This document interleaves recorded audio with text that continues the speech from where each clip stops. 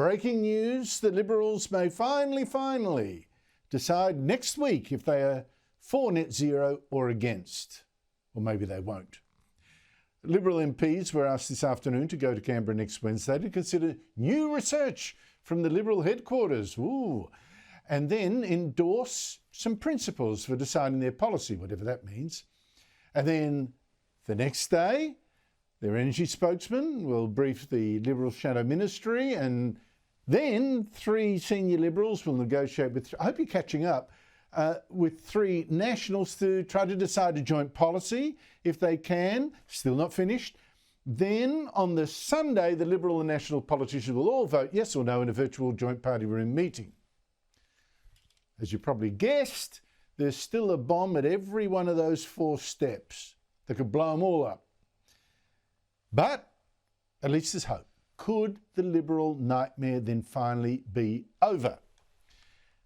No, for 2 reasons really.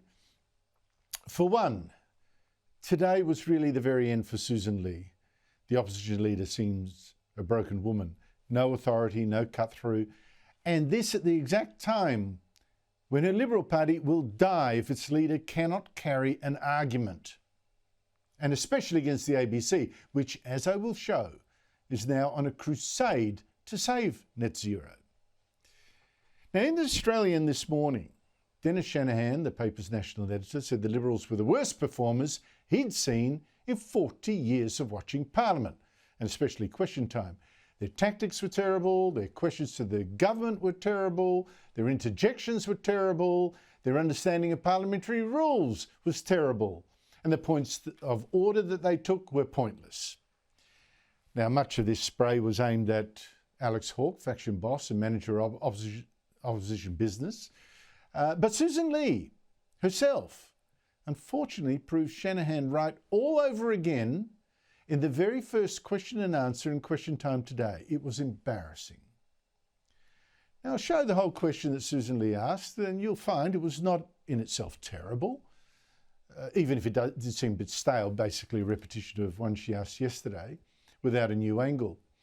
And again, in her defence, to hear it, you would think the Prime Minister should be hanging his head in shame about the decline of this country under him.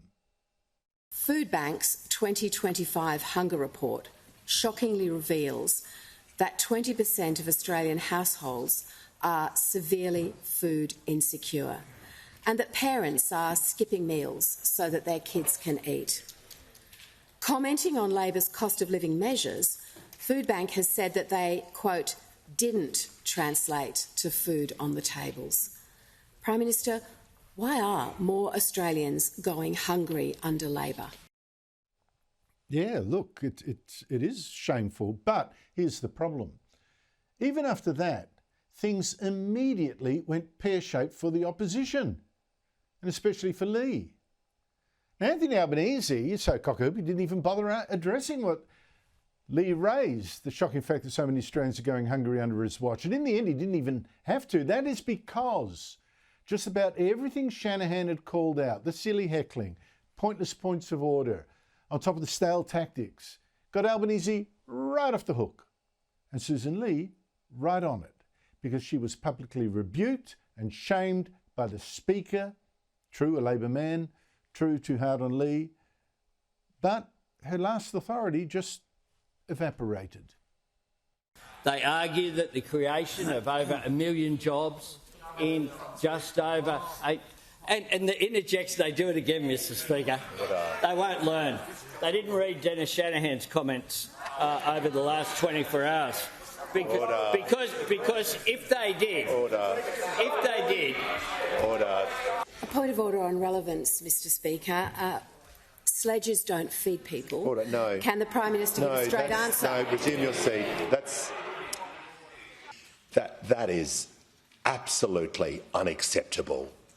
We just can't have Question Time descend into this where people just get up and say what they feel like. I'm just going to counsel the opposition leader not to do that again.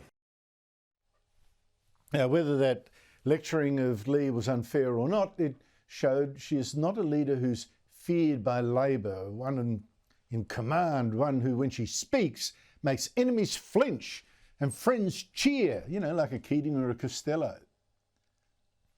In fact, under Ley, the Liberals are losing their friends. It's now reported that 200 members of the South Australian branch of the Liberals quit in protest at Ley's weak leadership and the failure to scrap the net zero target. 5% of the branch gone, just like that. But what makes Ley's lack of leadership authority even more dangerous for the Liberals is that even if they do now finally scrap the net zero target, I'm sorry, but that is just going to be the easy part, because they then have got to survive the bias, even malice of the media, especially the malice of the ABC, which is manically defending its global warming religion. And to those two examples of that ABC malice, I want to show you. And they both are from just this week. On Monday, ABC 7:30 host Sarah Ferguson treated Nationals leader David Littleproud as a fraud or a fool, even though he spoke the truth and Ferguson did not, about renewable energy. And watch Ferguson's cheap smear at the end, suggesting Littleproud had just spoken nonsense without even trying to prove him wrong. Well, what we're saying is that you should put all the solutions on the table, including nuclear, in the short term, whatever the transition may be. The most expensive form of energy in the world at the moment. So how does coal, gas and nuclear, does coal, gas and nuclear make energy prices in Australia come down when they are more expensive than renewables? No, Sarah, that's not necessarily true. You can't run an economy in an all renewables approach. There's no country that has done it. In fact, Portugal and Spain had a go. They got to 77%. They lost their grid. You look at Tomago today. They can't do it on renewable energy. You need baseload power. Those are the physics that we can't run away from. And what we need to do is have sensible solutions that calmly work through this. All right. Well, David Littleproud, there's a whole series of statements there that really should require fact checks on the run. I can't do all of them. In fact, she didn't fact check any of them and really couldn't, because Littleproud was right, despite that that she gave. I mean, seriously. Now, that's just one example of the bias. The other occurred earlier on the ABC when an ABC reporter misrepresented a report by a think tank to attack the Nationals' decision to scrap net zero. And he did it with the help of the hand-picked head of the government's Climate Change Authority. The Nationals' decision to dump net zero relies on a report by the Page Research Centre think tank, chaired by former leader John Anderson. It argues coal is among the cheapest sources of power, citing research commissioned by Coal Australia, a Queensland-based lobby group. If you're outsourcing your environment and climate policy to the coal industry, you'll fall in a very long way. You get it. The Nationals were conned, led by the nose, by big coal, paying for research. In fact, that is desperately misleading.